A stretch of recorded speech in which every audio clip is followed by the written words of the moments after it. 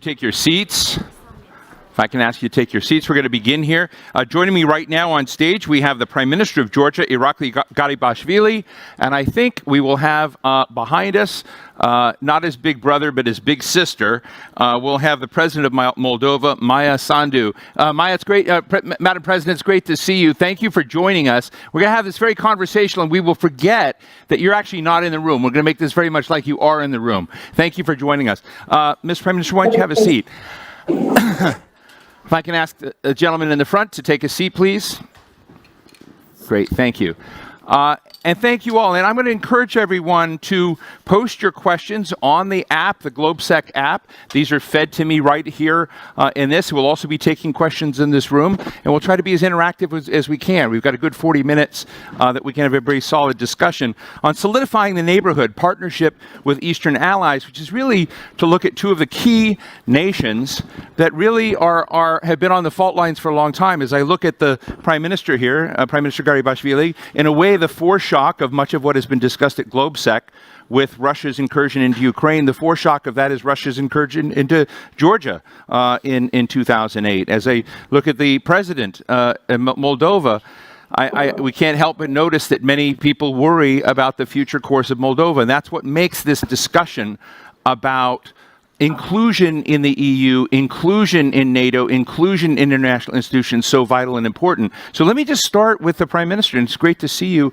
I'd like to just know, as we sit in this highly tense time, what's your up-at-night issue? What is your biggest burning priority as you look at your desk every day that you have to solve?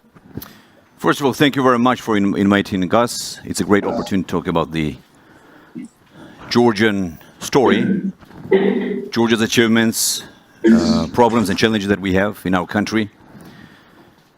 So, first of all, I want to tell you very briefly Georgian experience and Georgia's story. Over the past several years, we have implemented very ambitious reforms since 2012 in all directions: judiciary, media freedom, rule of law, consolidating democracy. And in 2014, we signed the association agreement. And this is a master plan for our country, a master plan for Georgia's Europeanization and modernization. And since then, of course, we have achieved some tangible results. And I'll tell you a few examples. The free trade agreement with the European Union, the visa-free regime. And just recently now we applied officially the application for EU membership. This is historic decision. And of course, when I'm talking about the integration and the path that we're together with our people pursuing, this is the decision of our people. Georgian people believes that we are part of European family. Georgia belongs to Europe. Of course, now we're waiting for the decision of the European Commission regarding when is that expected? The candidacy. We believe that we are doing everything. We have achieved, as I said, tangible results. Let's take the association agreement. 45% of the agreement has already been fulfilled. The DCFTA, all kind of progress. The progress is remarkable, and Georgia has been a front runner. I would not exaggerate to say that Georgia has always been a front runner of the Eastern Partnership countries. So, therefore, it is a crucial time, especially when we see a full-scale invasion of Russia in Ukraine. This is a historic moment. So now it's up to European Union to decide whether Europe stands by its allies, by its partners, like-minded countries. So this is, again, I want to say that very crucial and challenging time. So, and as you know, Georgia experienced the war in 2008. Right. Way before Ukraine. You were the foreshock. Way before Crimea. The first war. And all this. And we paid the highest price. So who paid the price? Georgian people paid the highest price. Even in the 90s, we had two wars with Russia. Right. After we gained the independence. regain the independence. So therefore, this is our determination. This is our choice. Choice, civilizational choice, I would say. Well, before I jump to Madam President, can you tell me very quickly what your gut feeling is? Do you feel like the EU is leaning into this? Are they trying to help you and they get to yes? Or do you feel there is some recalcitrance, some hesitation on the EU side from your perspective? Well, I don't want to speculate on... But you have a gut feeling on... Of course, we talk out with our friends, with our European friends, and I personally talk with my colleagues, and I had multiple meetings with them, multiple phone calls, and I was in Brussels, in fact, 10 days ago, 2 weeks ago, and I met with all the leadership. And of course, my message is that with the Georgian side, we have done our homework. Now we're waiting for the decision of the European Union. So we have to understand this is a political decision, right? Granting the status or not. This is political, this is strategic, but this is moral as well. And this is symbolic. So what kind of message are we sending out to, for example, Russia? Right. Let's take Georgia. I want to talk about my country. I don't want to talk about my country, but Georgia has been loyal to European values, standards, fundamental values of European Union, and we have paid the highest price possible.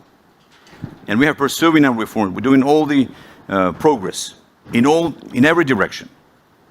So we signed the association agreement, free trade, visa-free. Now the application has been submitted. So now it's up to Europe to decide. Madam President, I'd love to ask you the same thing. What is your highest priority right now in Moldova? You know, as you are dealing with the priorities every day that matter, I guess one of the things I'm trying to convey to our audience today, both in this room and online, is the sense of consequence over these decisions regarding the EU, that they are extraordinary and they matter. I think sometimes, you know, on the other side of the equation, the so-called West side of the equation, there can be a kind of ambivalence, you know, but maybe we do this, maybe we don't. Tell us why your priority should be our priority. You're muted. Okay, there you go. Go ahead. Thank you for the invitation. I'm sorry I was not able to be there in person. We have many concerns, and we had lots of challenges even before the war. Now the external crises are making things even more difficult. Of course, safety and security are big concerns for us, given that we are very close to the war zone, the economic hardship, the energy crisis. All these problems are serious problems for Moldova, as they are for many other countries. We're also trying to do our part in terms of helping the Ukrainian refugees. But when we talk about why this decision, a positive answer to our application, a positive answer from EU is important to us, it is important because our democracy depends on that. Because in our part of the world, in our region, democracy long-term can survive only if Moldova, Ukraine and Georgia will become part of EU. Such are the realities of our region and such are the realities of the geopolitics.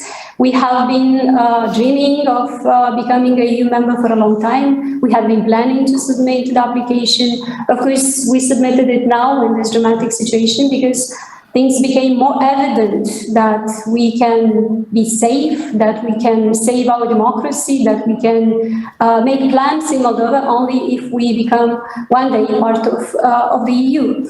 And remaining in this buffer zone, in grey area, is a very bad news for us, and that's why we're trying to get a positive sign from EU. And it's also important short term, especially since we are facing the security challenges. I have to answer people every day, young people, journalists, investors. When they ask me, are they safe? I tell them they're safe today, but I'm not sure what's going to happen in 2 or 3 months from now. And to convince these people to give themselves a chance in Moldova, and we need them because Moldova already lost 1 million people, and to make the country attractive and to convince these people to continue to help us with reforms, and we have many things to do.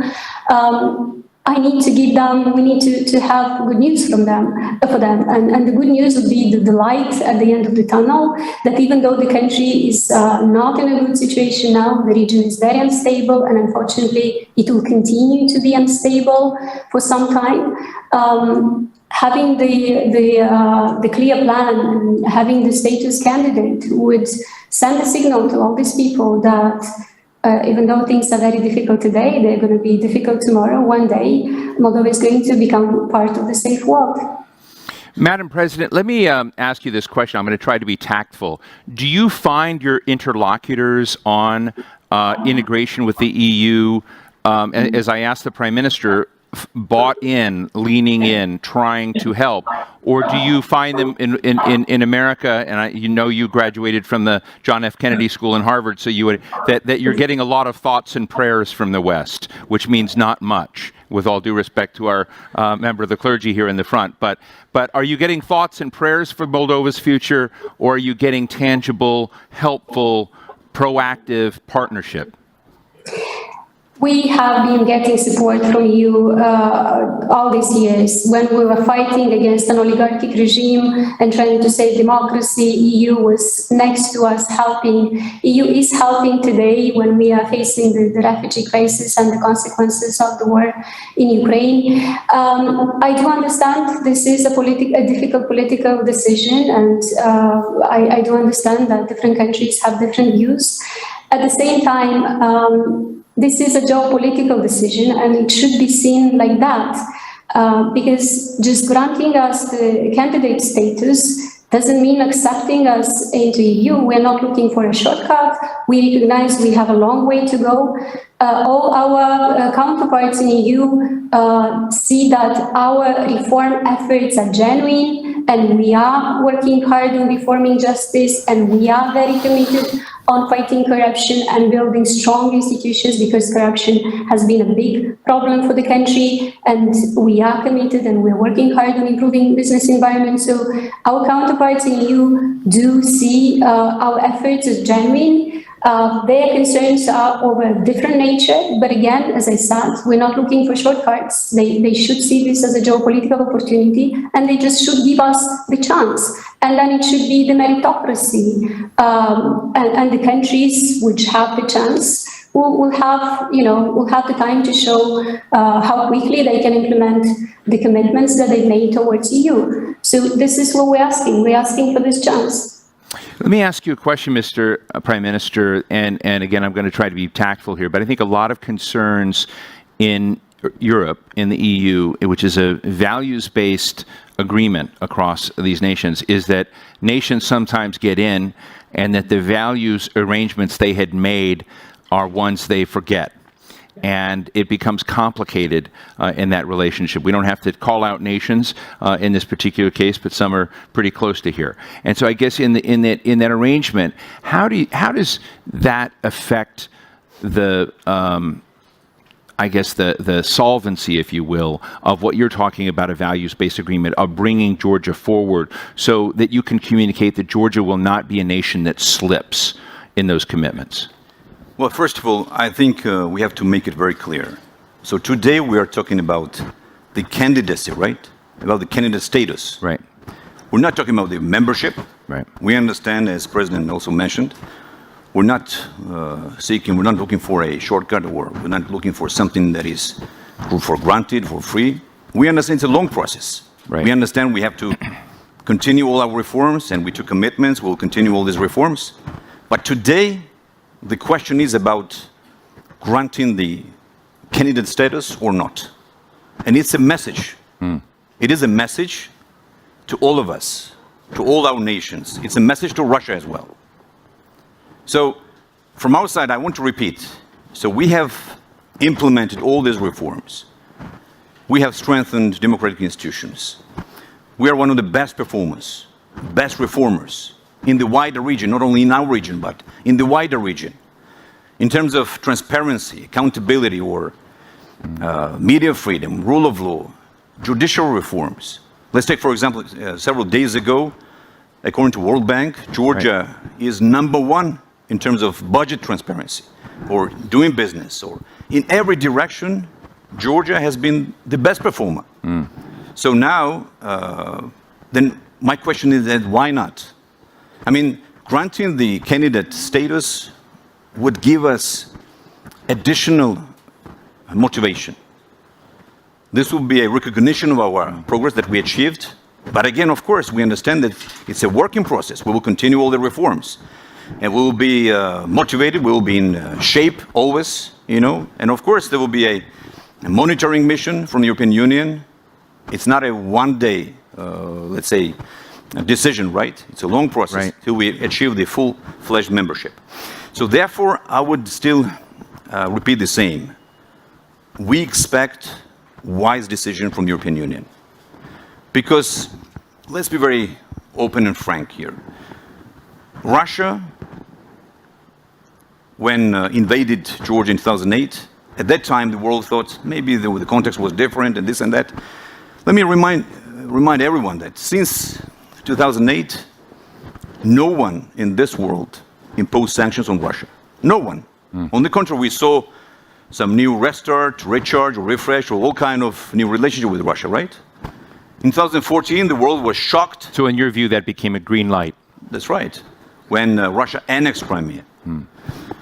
And again, just recently, the whole world was surprised and shocked when Russia invaded Ukraine. So, I mean that the answer from the West must be adequate, must be relevant, must be proportional. So in today's time, difficult times, if the European Union leaves all these countries, like-minded partners, and associated trio like Moldova, Ukraine, Georgia, without granting the symbolic, let's say, candidate status, I would not hesitate to say that this would be a mistake. Because from our side, we have done everything, we're doing, and we're committed to do and continue all the reforms. So. Let me ask Madam President one last question. We're going to go to our questions on Slido and to all of you who have questions coming in on the GLOBSEC app. So thank you very much. Madam President, Francis Fukuyama has said recently, I interviewed him recently, and he said that in his view, democracies became lazy. They became inattentive to what it took to build, keep, maintain democracy in all of its forms. That means is respect for political minorities as well as, those who win. And that Ukraine today is reminding a generation of people who did not have any experience with the Cold War what fighting for democracy, sovereignty, freedom is. And so that to the degree that, and he was talking about Americans, are tuning in, they're getting that. You came in and you won an election based on pivoting to the Western course, Western values, democracy. Vladimir Putin and many people around him, whom I've interviewed, have said they see democracy as fading out, as dying, as stubborn. And I am just wondering how the average Moldovan citizen is feeling right now, looking at what is happening in Ukraine. They elected you, but what are they feeling in their gut about this moment? And are Western democracies, in Francis Fukuyama's term, too lazy? Well, it is true that we have to fight more for democracy, that things are not given for granted. But in my country, we have been fighting for democracy all these years, especially because we are in this gray area, in this buffer zone. And I am actually proud of the Moldovans because we haven't allowed an authoritarian regime to settle here for years. Yes, that was not easy. We had to fight in the streets. We had to, even to build political parties from scratch, like I did together with my team, and to prove what real democracy means. And to us, we had to prove that democracy is about transparent and legal financing of political parties, that democracy can be done without the ownership of TV channels and so on. So we actually had to show to people what democracy is, and it can be done through clean politics. And we got people's support for this type of political parties and for this type of governance. But then now we have these huge external challenges. So, of course, there is the risk that Moldovans can be disappointed even after so much effort in such a difficult environment and in a difficult region, we will not get enough support to stay part of the free world. Right. But yes, I do believe that the entire world, no matter whether you are in a developed, consolidated democracy or in a fragile democracy like Moldova, will have to increase our efforts to defend democracy. And I believe that this is what this decision of the EU is about when I say that this is a geopolitical decision, because this is about helping 3 more countries to stay part of the democratic world, or just leaving them, and then we don't know what would be the chances. As I said, in this part of the world, the sustainability of the democracy depends on the EU decision. Did you want to respond? Yes, I would add a few more words regarding Georgia's wish to become a member of the European Union. We're talking to European friends, and I want to make it very clear. Georgia is not a country which is asking always for something for free, something for granted, but we do also contribute. And I'll give you a few examples. Several years ago, we decided to send our troops to Central African Republic. This was a hard decision, difficult decision, because why?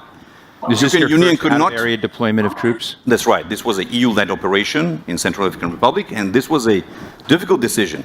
We sent 1 battalion. More than 500 troops were sent to Central African Republic to help our European friends. So what I mean is that we always contribute, and we Georgia and Georgians are always where Europe needs us, where the world, where the international community needs us. Or let's say NATO, let's take NATO operations and Georgia's participation in NATO operations. In Iraq, in Afghanistan, we have 2,000 troops.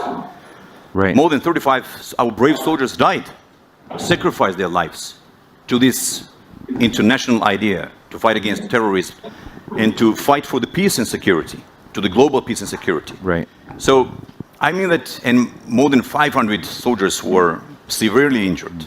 So my last comment is that Georgia is not asking for something for free, for granted, but we are asking for fair treatment.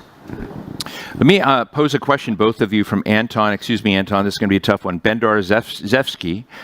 He asked, could you comment, please, on the public opinion in your countries towards Russia and the European Union, and if the polarized public can destabilize the situation in Moldova and Georgia? And I should just add, both of you have Russian troops within your national boundaries. So does that become something that helps you in your efforts to promote democracy in the areas of the country that they do not occupy, or does it become a constant challenge and threat and reminder? Let me start with Madam President. Well, the polls show that today between 60 and closer to 70% of Moldovans would like the country to become a member of the EU.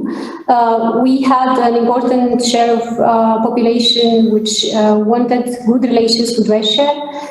Things have changed since Russia started the aggression against Ukraine, so this figure has reduced. But we do have a strong popular support for the EU integration agenda.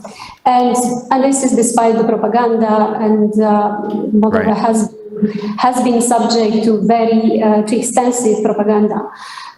We are trying to take measures now to protect people, but of course this is a problem not easy to solve. Of course, the Russian troops on our territory are a big problem. This goes against our constitution, against our independence, and this is a vulnerability, especially now with the war in Ukraine. This has become a much bigger problem. We are trying, of course, to do our best to keep things quiet, but That's a very big problem for Thank us. you. Mr. Prime Minister? Well, I have to say that more than 80% of Georgian population support European integration, Euro-Atlantic integration, and I have to say that this is the choice, again, I want to repeat, of our people. And we didn't start this journey just 30 years ago. This has always been a dream, a wish, a desire of our people, of our ancestors, centuries ago. So in terms of challenges, of course, the biggest challenge is, of course, the occupation, ongoing occupation. 20% of our territory is occupied by Russia.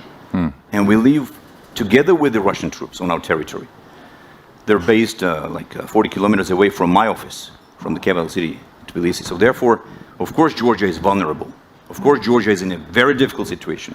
But regardless, of course, we have been very loyal to our fundamental, let's say, principles, values, and to our dedication to become a member of the European Union and NATO. So therefore, I have to repeat again. Do you train your citizens in the kinds of potential combat you're seeing unfold in Ukraine right now, worrying that Russia may step over those lines? I think it's been impressive. When I was in Estonia recently, in Tallinn, they're training their people, their regular citizens, in the kind of potential combat that you're seeing in Ukraine today. And I'm just interested in if training you're doing to do what? To counter to fight if you get invaded, if you get unfortunately, no one experienced the war with Russia in the European Union.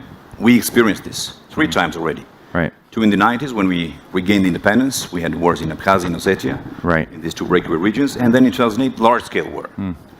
But we know the price of the war. Therefore, peace and stability is the most important achievement of our government. And this is the only period Georgia has had a long-term peace and stability in our country. Of course, we are doing everything to maintain peace and stability. Well, thank you. Let's take this question from this gentleman right here in the second row. And if you'll identify yourself, please. Yeah, hi. So I'm Marko Nemet from Slovakia. I have just a quick question for both of you, basically. I want to just ask, where do you see your countries in the upcoming 5 to 10 years in the EU? And if yes, then what's need to be done from your side, from your country? Thank you very much. Why don't we go to Madam President first? What are the steps you need to take for membership in the EU? We need to do exactly what we promised to our people at the elections, to build a strong state, to eliminate corruption from state institutions. We have started the reforms in the injustice. We are starting now with the vetting process of judges and prosecutors. We are improving the business environment because we need to provide people with economic opportunities, attract investments. We need to solve the issues in the energy because of Moldova's dependence on Russia on energy. We need to build alternatives, and of course, we're exploring the green energy. Right. So the same things that we have promised to our people and that our citizens are expecting from us. These are the things that EU wants us to do. So we have common objectives, and this makes it easier for us to actually achieve them. As I said, the external challenges are making it a little bit more difficult, but no matter the external challenges, we continue the reform process. Right. Mr. Prime Minister, I think you've laid out a number of things you've already done, but is there anything you didn't mention that you're still on the list? Well, I think I would add a few more words. Georgia is a natural European country, European state. And again, I would say that we have this, I would say, constitution, which is the association agreement, which is the master plan. So we know exactly what we should do, and we're, of course, pursuing these reforms, and we took commitments, and we know how to transform our country and make it into a real European state. So after 5-10 years, of course, we see ourselves in Europe, as in European Union. After 10 years, of course, this is our dream and this is our wish. Thank you. Right here. Yes, hi. I don't know if your microphone is on. Are we hearing the... Nope. Yeah. There we go. Again, Konstantin Eget, Deutsche Welle. My question is both to the Madam President and to Mr. Prime Minister. Do you think that the EU candidate status, if it is acquired, will serve as a kind of security guarantee from any kind of Russian armed action against your countries? And very brief follow-up to Madam President, if I may. Do you think, or rather, do you count on Romania coming to your aid in case of Russian military action? Thank you. Madam President? Well, we do believe that we will be safer if we get a positive decision by EU. And again, this is precisely why we submitted the application now, after this war has started. We are concerned about our security. We have been discussing such situations. I mean, if something like that happens, we have been discussing this with Romania and with other partners that Moldova has. And we do hope, even though we don't have very clear answers, we do hope that we'll get support. But we are doing our best to try to keep Moldova out of the war, to keep peace here. And, Mr. President, I'd like you to answer it, but as you do answer it, I also want to ask, how cataclysmic would it not to have that accepted by the EU? Well, I think we should, again, clarify this issue because this is a very important question. The question was whether the candidate status will give security guarantees. Of course not. And we're not here to talk about the security guarantees, right? The only organization that I know in the world that provides security guarantees is NATO. Today, here, we're talking about the candidate status, which is symbolic, but meaningful, of course. For us, this is meaningful. Therefore, my answer is, of course, not. The candidate status will not provide security guarantees to neither Georgia nor Moldova or Ukraine, but this is rather an encouragement and will give more motivation to the countries to continue its reforms. Well, thank you. But we have a question again from the app, and this is to President Sandu. Do you think that Moldova's constitutional neutrality is sustainable in light of the Russian invasion of Ukraine? Well, the constitutional And I should say this is from Gergo Ilis. So, Gergo, thank you. Madam President, go ahead. The constitutional neutrality is not respected by Russia because they have Russian troops stationing here illegally. So, no, I don't believe that the neutrality in constitution protects us.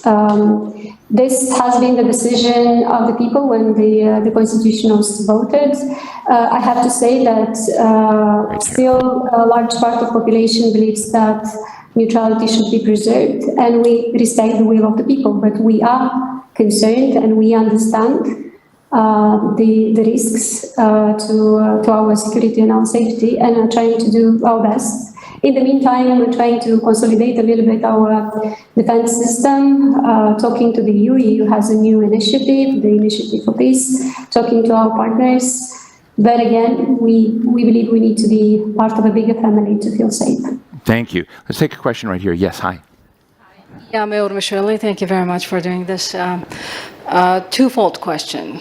One is there anything that you wish to be seeing or getting, particularly from America and Washington at the moment? And to what extent do you think domestic polarization is hindering Georgia in this process that we're talking about?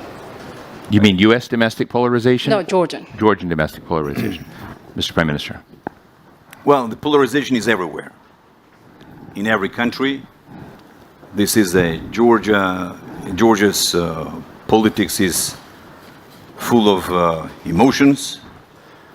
We have been trying to de-escalate, to minimize the polarization. And I think today we have a pretty stable political environment, political stability, economic stability. We have very good and strong economic growth. Last year we had 10.4% economic growth. This year, first quarter, we have 14.4% economic growth. Well, of course, the opposition is everywhere. The job of the opposition is to criticize the government, which is very normal. We have lots of opposition parties in the parliament. We have 9 parties in the parliament. We have lots of opposition TV channels. The media outlet is very, let's say, diversified. As to the first question, what Georgia can ask the U.S., I want to say that America has helped Georgia since we regained our independence significantly. More than $6 billion was donated to Georgia over the last 3 decades. And U.S. has been very generous in supporting Georgian defense forces, providing weapons, training our military personnel, our soldiers, Right. and supporting us on our way towards Euro-Atlantic integration, our path, strengthening democratic institutions, and so on. And we have very good cooperation and truly strong partnership and friendship, and of course we will continue this strategic relationship with America. Thank you. So what I'm going to do now is take 2 questions. I got them both right here because I fear this gentleman if I don't get him in. But we'll take these 2 questions and then wrap here. Go ahead, real quick. Thank you so much. I will be brief. Pavel Havlicek from Association for International Affairs. I have a question to you, Mr. Prime Minister. You said that you like to talk about your country, right, and that you also asked us why Georgia shouldn't be given, why not to give Georgia right, candidacy status. My question is, and I will be taking us back to last year actually, 11th of July, when a journalist and cameraman was killed in the middle of Tbilisi during the Tbilisi Pride when right, attacked by the far-right riots. Your government did nothing to protect the activists. Will your government this year repeat the same mistake, or will it really stand up for European values? Thank you so much. Thank you very much. Let's go to Elmar Brock right here. Elmar, I don't think your mic's on.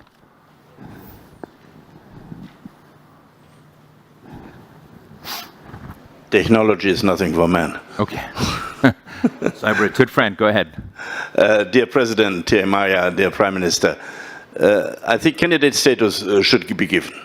And I believe that it's needed that this does not become in the future, especially towards Ukraine, as a negotiation chip of the man in Moscow. But that does not mean membership in the immediate future. What do you think about that? That the association agreements all 3 countries have, could you develop to something like a European Economic Area? So to have step-by-step progress of the integration process where the citizens of your country feel as a progress, not do the same mistake as we do in the Western Balkans, look only for membership and nothing happens for 30 years. Let me ask Madam President to take that question first. Thank you very much for the support and thank you for the suggestion. I think it's a very good idea. First of all, Moldova benefited enormously from the neighborhood policy. Today, 2/3 of Moldovan exports go to EU. I was just trying to imagine what it would have meant if 2/3 were going to the east, to Russia, like 10 years ago before the Eastern Partnership, and what this would have meant now for the country. So EU is also stability in terms of economy. And by the way, even Transnistria region, which also benefits from the free trade regime with the EU, now exports half of its goods and services to EU. So this is also helping integrating even the Transnistrian region. So I do believe that this is a good idea. I also believe it's a good idea to have this political community that President Macron was talking, if this is a step towards accession and not a replacement. So any such initiatives would of course help, and we would support and appreciate them. Oh, thank you. Mr. Prime Minister, feel free to respond to both questions. Okay. Well, first question from the gentleman. First of all, I have to remind you all that in 2014, we adopted the anti-discrimination law to eradicate all kind of discrimination. And to be honest with you, it's not a problem. And of course, in many countries, even in the member states of the European Union, there are some issues, there are some challenges related to these issues. But this information is not correct. The gentleman said that the operator was killed during this confrontation.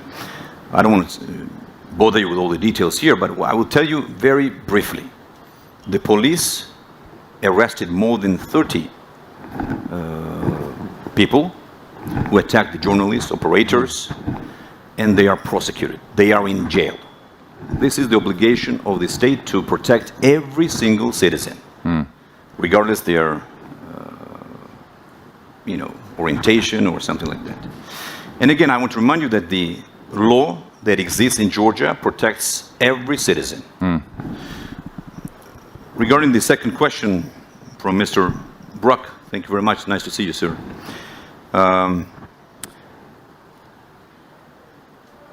Given candidate status, of course, I agree with you, and I've said this, does not mean given membership. So we should not be afraid of giving this encouragement, this motivation to these young democracies, Georgia, Moldova, Ukraine. And let's imagine that EU does not give the candidate status. Who will be happy in this world because of that? Only Russia. But look, what is the example? What is the message that we're, spreading in the countries, surrounded in our region and beyond, in the wider region? That these countries have been loyal, they've been doing all the reforms, they signed association agreement, visa-free, which is tangible, and which our citizens really, use, and we are absolutely grateful. A free trade agreement. Now they submitted this application, and all of a sudden, the European Union decided not to give them this symbolic but meaningful status.